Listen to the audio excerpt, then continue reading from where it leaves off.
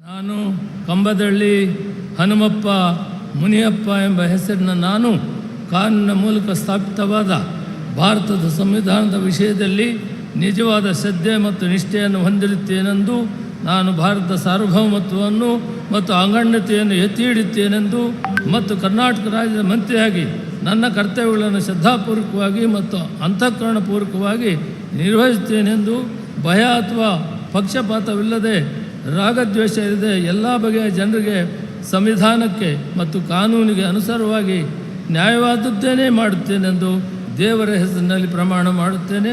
ಶ್ರದ್ಧಾಪೂರ್ವಕವಾಗಿ ಪ್ರತಿಜ್ಞೆ ಮಾಡುತ್ತೇನೆ.